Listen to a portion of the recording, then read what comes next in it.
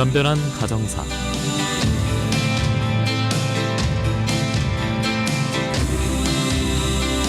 네, 오랜만에 모시게 된 두 분이고요. 역시나 또 변호사와 함께하겠습니다. 조아라 변호사, 박찬호 변호사 함께합니다. 안녕하십니까? 네, 안녕하세요. 네, 안녕하십니까. 네, 언제나 봐도 굉장히 좀 얼굴이 좋아 보이시고 두 분, 방송에 대한 준비를 많이 하신다고 전 들었습니다. 잘 부탁드리겠고요. 오늘도 역시나 좀 이혼이라는 키워드가 들어가는데 최근에 이혼 소송 줄고 상속 분쟁은 늘었다. 어떻게 체감하십니까, 두 분? 먼저 박찬호 변호사 체감하십니까? 네, 그렇죠. 요즘에는 그 이혼 소송을 하더라도 이혼 자체보다는 재산 분할에 많이 중점이 간다고 전에 말씀을 드렸는데 예. 요즘 상속 소송 많습니다. 네, 특히나 예전에는 장남이 상속을 다 받고 동생들 시집 장가 보내고 학교도 보내고 그런 적이 있었는데 예. 그런 건 유교적 세체가 상당히 많이 가미된 부분이고 예. 요즘에는 합리적으로 자기의 몫은 자기가 받아서 또 해야 되겠다라는 생각이 있거든요. 예. 거기다가 장남이니까 조금 더 받아야지 또는 경제 능력 없는 막내 동생한테 조금 더 주면 어때 이렇게 생각하더라도 예. 그분들의 부인이나 남편이 가만히 있지 않습니다. 배우자들이 원래 받아야 할 상속 덜 받아오면 가서 받아오라 그러거든요. 예. 그래서 본인은 그렇게 하고 싶은 마음이 없는데 배우자 때문에 상속 소송하는 분들도 꽤 계십니다. 예, 뭐 남아 선호 사상이 굉장히 짙었을 시기에 대해서도 잠시 갔다 온 것 같기도 하고 가족법 민법도 분명 달랐을 시기가 있을 텐데 변호사님은 어떻게 느끼세요? 요즘 가족 관계라는 걸 두고 보면 많이 변화하고 있지 않습니까? 그런 것 때문일까요? 그렇죠. 그게 영향이 분명히 있다고 봅니다. 이제 핵가족화 됐다고 저희가 말씀드리잖아요. 아, 오랜만에 듣네요. 네. 네, 그리고 네. 이제 뭐 가족 구성원 자체가 좀 적어지기도 했고 숫자가 적어지기도 했고 그리고 고령화 사회가 되다 보니까 이제 돌아가시는 분들의 수도 많습니다. 또 출산하는 인구에 비해서요. 그러다 보니 이제 남은 재산들을 처리하는 부분에 대해서는 분쟁이 많아질 수밖에 없는 상황인 것 같습니다. 예, 재산 그리고 뭐 상속 이런 돈과 관련해서 주변에 꼭 들어본 분이 있을 겁니다. 뭐 나는 연을 끊고 산다. 가족끼리 형제 네네. 자매 연을 끊는다. 이게 드라마 얘기가 아니라 실제로 요즘 많이 들리고 있고요. 네. 그리고 내가 당사자인 분도 분명히 있을 겁니다. 그래서 저희가 오늘 사연을 하나 소개해드리고 두 분과 자세한 이야기 나눠보려 하는데요. 사연 먼저 저희가 들려드리겠습니다. 듣고 오시죠.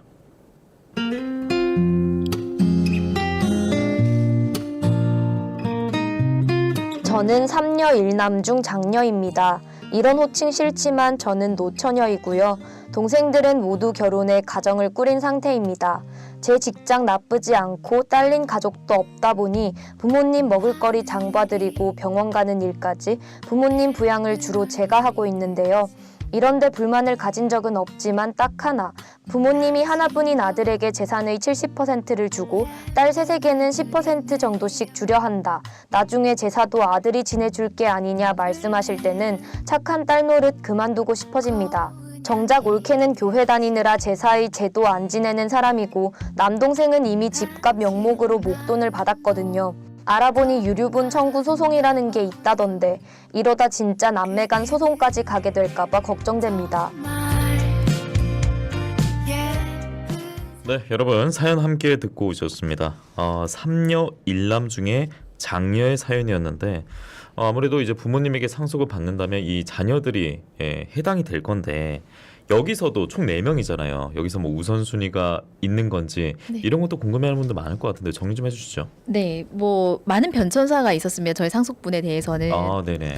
민법이 제정됐던 60년대를 기준으로 보면 남녀 상속분 차이는 당연히 있는 거고요. 남자가 많이 받는다는 거예요? 그렇습니다. 네네. 호주 상속사는 또 50% 가산되는 부분들도 있고 심지어 이제 그 여자 형제들끼리도 분가한 형제 네. 그리고 분가하지 않은 또 자매들에 대해서도 달랐습니다. 그럼 분가하지 않은 사람이 더 가져가는 많이 거예요? 가져가는 거죠. 예, 예. 그러니까 분가를 했으면 이 집 네. 식구 아니라는 취지라고 보시면 됩니다. 네네. 그래서 뭐 시집을 갔다 하면은 이제 출가 외인이라고 그때는 얘기를 했었잖아요. 예, 예. 그래서 그런 부분들이 이제 상속분에 반영이 됐고 민법으로 내용으로 이렇게 제정을 하고 있었던 부분이었습니다.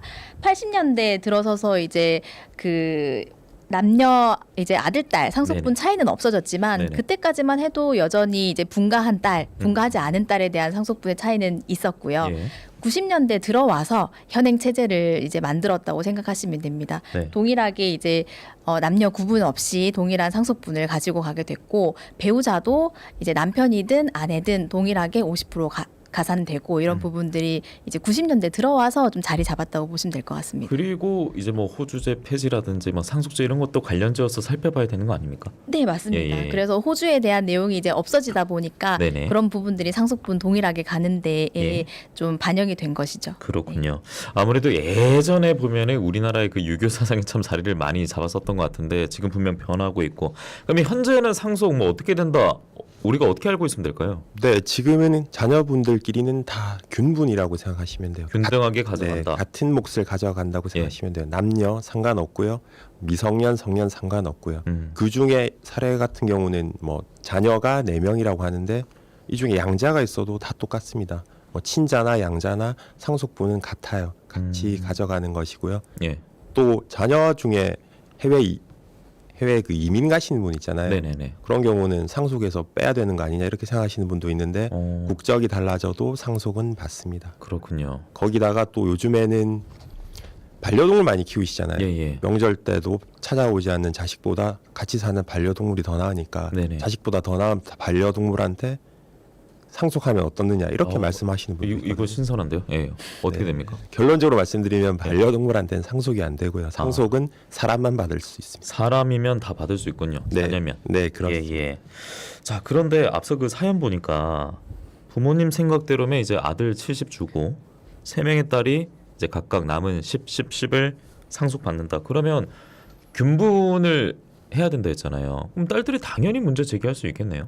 네, 그렇습니다. 네. 지금 뭐 100으로 본다고 하면 네. 자녀가 4명이기 때문에 네. 25%씩이 그러니까요. 되겠죠. 예. 유류분은 지금 2분의 1, 그러니까 나의 상속분의 2분의 1을 유류분으로 인정을 해주고 있거든요.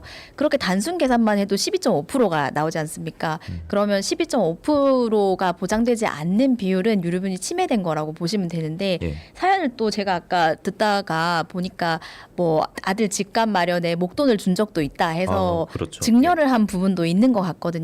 그 증여된 부분까지도 다 포함을 해서 상속분을 계산하기 때문에 그렇게 되면 사실상 그 10%도 못 미치는 부분을 상속받는다고 볼 수 있어서 당연히 이런 경우에는 상담을 받게 되면 저희가 소송을 진행하시죠라고 예. 말씀을 드리겠죠. 박선우 변호사님도 이런 그 상담 요청 많았겠네요. 네, 많습니다. 특히나 아까 말씀하신 것처럼 장남을 선호한다거나 유교적 문화가 있는 데서는 아들한테 많이 주잖아요. 그리고 실제로 아들들 중에는 부모님 재산이 자기 거라고 생각하는 분이 많아요. 여자 형제가 있음에도 불구하고. 미리 부모님 살아 계신데도 네, 당연히 예. 당연히 자기 거라고 예. 생각하시는 분 많거든요. 그렇지만 요즘 또 여자 자녀분들도 이런 유류분이 침해되는 데 대해서는 그냥 넘어가지 않거든요. 그래서 이분들 요즘 많이 상담하러 오시고 실제로 유류분 소송도 많습니다. 예.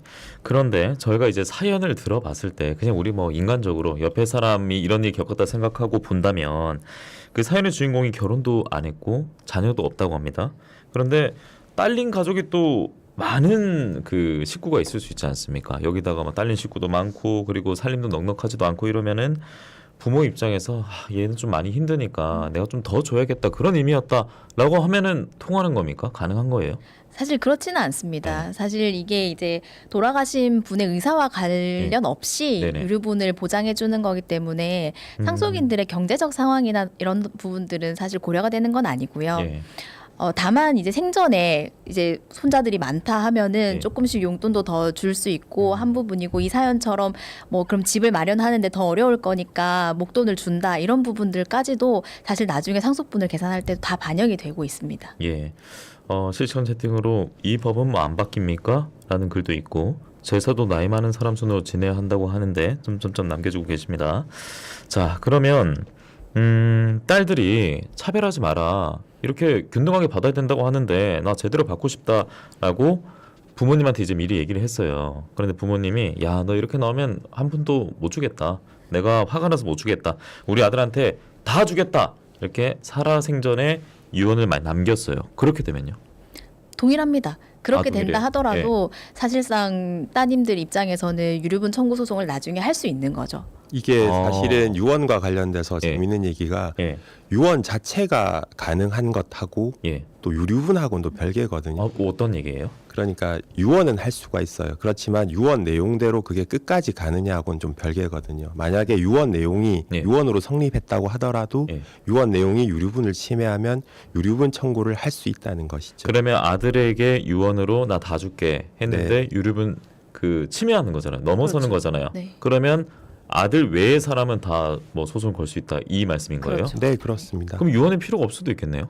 이게 유언이 필요 없다고 볼 수도 없는 게 예. 원래는 만약에 예를 들어서 이 사례에서는 4명이니까 예. 25%씩 가져가잖아요. 그렇지만 아들한테 더 준다고 했을 때 유류분을 침해하면 적어도 12.5%는 가져갈 수 있잖아요. 그런데 유언을 안 했으면 예. 25%를 가져가는 것을 유언을 이렇게 했기 때문에 유류분 청구를 하면 12.5%밖에 못 가져가는 형태가 되기 때문에 예. 유언으로 어느 정도 이렇게 자녀들끼리의 재산 관계를 조금 바꿀 수 있는 여진이 있는 것이죠. 예, 그냥 어렵네요. 예, 대충 무슨 말인지 알면서도 참 어렵게 다가오는데 두 분은 그래서 궁금합니다. 유류분 제도가 꼭 필요하다, 아니면 이건 좀 개선이 필요하다, 다양한 생각이 있을 것 같은데 조아라 변호사님 좀 어떻게 보세요?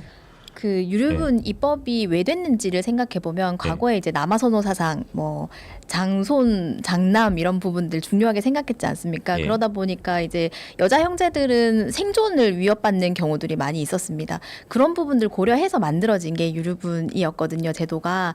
근데 사실 지금은 많이 희석되지 않았습니까? 인식도 그렇고 지금 누가 뭐 아들이라고 이런 부분들이 과거 같지는 않거든요. 예. 그러다 보니까 사실 이걸 계속적으로 유지를 해야 하는 게 맞는지 하는 목소리는 계속적으로 나오고 있습니다.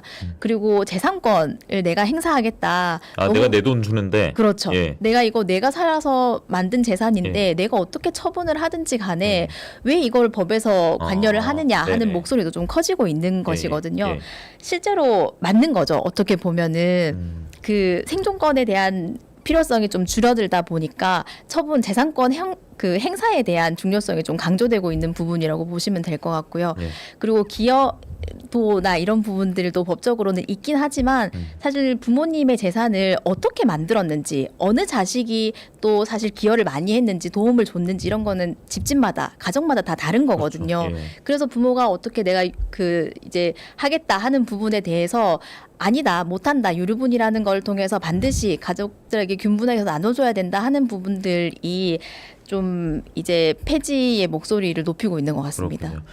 그러니까 자녀 중에서도 정말 파렴치한 자녀가 있을 수 있잖아요. 네. 예, 뭐 형제 자매 너무 괴롭히고 힘들게 하고 네. 부모한테도 제대로 하지도 않고 뭐 비난하고 욕하고 이런 사람이 있을 텐데 그래도 유류분 제도는 지금 이대로 좀 유지돼야 된다 보세요? 아니면 역시나 좀 개선점이 필요하다 보세요? 저는 유류분 제도 자체는 예. 있어야 된다고 생각하거든요. 예. 그러니까 유류분 제도가 너무 많이 과해서 개인이 자기 재산 자기 함부로 못할 정도를 그걸 완전히 침해할 정도로가 아니면 유류분 제도가 있어야 된다고 생각하는 게 아까 말씀 주신 것처럼 뭐 자녀 중에 조금 뭐 폐륜 행위를 하는 예, 친구도 예. 있을 수 있죠. 그렇지만 그러니까요. 다른 예를 한번 들어보면 어린 자식 있고 또 경제 생활하지 않는 부인이 있는데 남편이 바람이 났어요. 바람이 나서 나중에 죽으면서 전 재산을 그 내연녀에게 다 주고 죽어버린 거예요. 만약에 그러면 그 자녀나 그 부인이 그 내연녀에게 일정 부분을 청구할 수 없다고 하면 이건 상속인들한테 너무 가혹하거든요. 생계가 달린 문제거든요. 네, 그런 부분도 유류분이 있어야 된다는 점에 하나의 이유가 될 수 있겠죠. 예. 지금 유류분 제도가 정리하면 앞서 저희 화면에서 소개를 해드렸는데 사람이 죽으면 배우자 자녀가 법정 상속분이 2분의 1 이렇게 되는 겁니까? 배우자는 또 1.5라고 보시면 됩니다. 그렇게 자녀는 되고. 1, 배우자는 1.5. 부모 형제 자매 같은 경우에는 네. 어떻게 되는 거죠? 지금 같이 띄워드리고 있는데요. 이 화면 직접 한번 소개를 해주신다면요. 유류분 제도 설명이 나오고 있는데요. 네. 지금 아들하고 지금 나머지 여자 형제 분들이시잖아요. 네네. 어머니가 있다고 하면 어머니는 배우자이기 때문에 1.5라고 보시면 되고 네. 나머지 자녀분들은 1, 1, 1, 1 이렇게가 된다고 보시면 그렇군요. 됩니다. 그러니까 저희가 이제 부모에게 상속받는 이런 얘기를 했었는데 네. 저희가 이제 마칠 시간도 다 돼가지만 이 얘기 꼭 해보고 싶었어요. 뉴스파다에 저희가 김종선 씨라고 모신 적이 있거든요. 네네. 두 분 다 아십니까? 네, 네. 알고 예. 있습니다. 그 경우는 이제 생모가 자식을 굉장히 어릴 때 버리고 떠났다가 김종선 씨 남동생이 이제 실종 처리가 됐는데 내가 엄마니까 나 받을 게 있다고 찾아온 사람이 있었어요. 그래서 이제 구하라법이 계속 논의되고 이야기가 오르락내리락 하고 있지 않습니까? 그런데 이게 참 계류만 되고 통과가 쉽지 않은 모양이에요. 네. 이거에 대해서 좀 어떻게 보셨어요?